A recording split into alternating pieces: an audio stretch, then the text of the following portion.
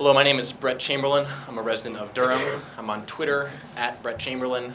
I invite you to follow me. Mr. Koch has not followed me back yet. I'm also a graduate of Oyster High School of the class of '09. I'd like to briefly point out to Mr. Spidell that I graduated from the high school when it was overseen by Mr. Coulter and Ms. Rogers. Oyster High School under that administration did not fail me. That's simply the reason that I am now attending my absolute dream school in my third year at New York University, and I simply look forward to returning back. However, while I'm in New Hampshire in the meantime, luckily there was a political scandal to hold my attention. Unfortunately, it's not exactly a particularly savory one. I'd like to read onto the record a number of tweets by Mr. Koch. November 23rd, 2009, Katie is just a poor aging cougar. November 30th, 2009, Michael Moore is a blowhard. Duh. December 23rd, 2009, one of my personal favorites, my wife withheld sex from me because of health care. I didn't notice. Now, the problem with these tweets isn't the fact that they're racist, homophobic, Islamophobic, and xenophobic, as been pointed out by the number of speakers before me. The problem is the blatant and open connection between Mr. Koch's radical policies, political policies, and his role here as an educator. On January 22nd, 2009, he described the arrogance of self-perceived intelligence. I do not want someone in an educational leadership role who believes that a student who is intelligent and knows it is inherently arrogant. On September 30th, 2009, he stated, "It starts now at the lowest level, at the school board, aldermen's, town councils. Cut the legs from the beast." November 19th, 2009, bring the beast to the ground, think local. Mr. Koch is openly stating that his role, his goal on this school board is to impose his radical social agenda on the community that we have here in Oyster River.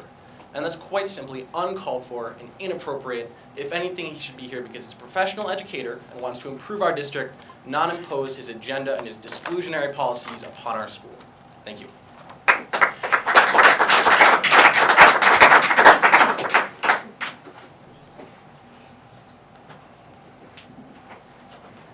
Hello. My name is Ruth Sample. I live in Lee with my husband, Dean, and my two children who are in the district. So I am the muckraker who used that very arcane instrument, Google, to find out about these tweets. There's also something called Topsy, if you want to find out what people are tweeting. Very easy to do, not very difficult. Wish I had done it before the election. Our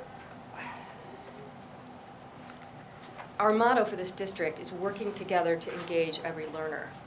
And you wrote this month, this entire board, respectful discourse is a cornerstone of a successful democracy. That's from the board. That's your own standard, not is it legal, which we could talk about. It's not clear that all these tweets are legal. For example, when you say that someone is an Israeli citizen when they're not, implying that they're not really American, that can be libelous. If you say that someone does not have a birth certificate or stole their social security number from Connecticut, that can be libelous. They're unlikely to prosecute you because they don't care about you. But that is illegal. So I'm not saying that what you did was legal. What I'm saying is that it violated the standards that the board set for itself. For example, calling ex-Representative Carol Shea Porter Shea Porker, all about her lighter footprint in Afghanistan. Writing that HuffPo has a picture of Maddow when she used to be a woman. That's referring to the lesbian reporter, Rachel Maddow, implying that she's not a woman because she's a lesbian. So all my gay friends take note. Jim doesn't think you're really a woman. With Kagan's looks, maybe the government should regulate what we can see. Well, I hope you're attractive enough, ladies. Kagan will be nominated if only because she possesses the stunning good looks so common to progressive women. I see some progressive women here, and I think we look all right. And then he encourages you to vote against Kagan. Of course, she's ugly. Vote against her. All you home remodelers out there, Lisa Jackson, the stupid bitch who heads the EPA, has just put you out of business. And who needs Ugly Betty? We have Pelosi and Shea Porter.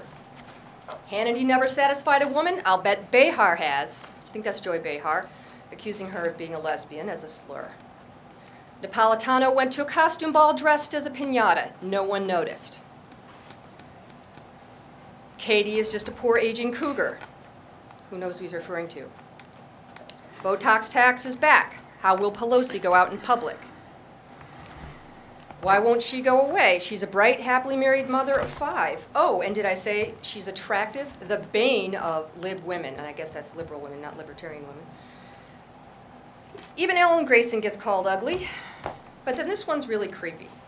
Thinking if I was Crowley, I'd be at the White House with a long-necked Pabst Blue ribbon and a jar of Vaseline.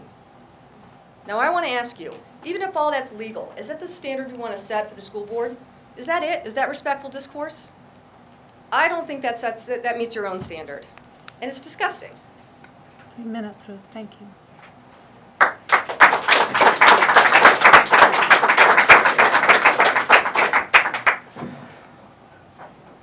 I'm Cathy Frierson. I'm a resident of Durham. I teach at the University of New Hampshire.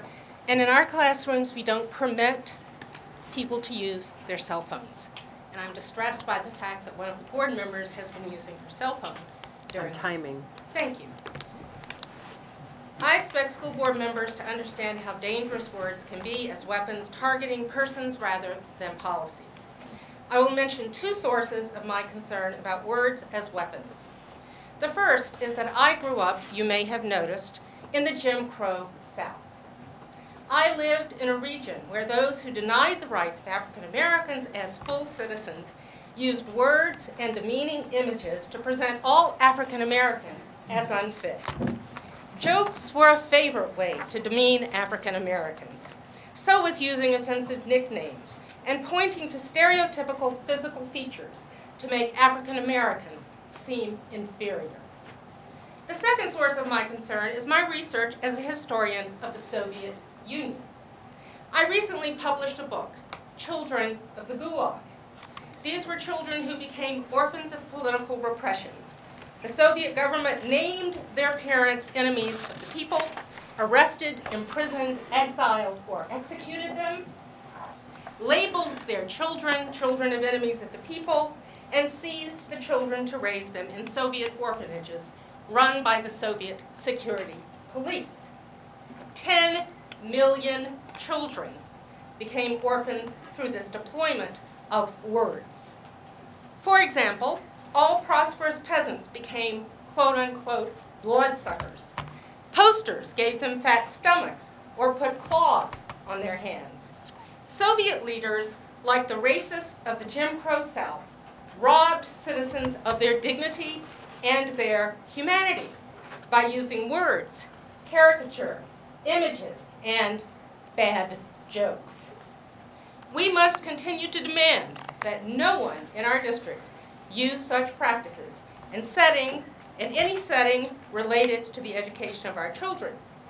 We must also ensure that no student or parent who thinks it is okay to use such words believes that he or she has a friend in the school board, someone on the school board who will not enforce school policies and who will try to excuse the abuse of words to abuse persons. I'd like to focus on this tweet. Queen O'Booty, who has no official duties, has an entourage of 22 people costing $1,256,500 per year. Any reference to an African American woman using the word queen immediately summons the phrase welfare queen. The word O'Booty adds caricature of the physical person and sexual innuendo. This welfare queen is to be envisioned as nothing more than booty, even as she represents the United States abroad. Thank you, Cathy.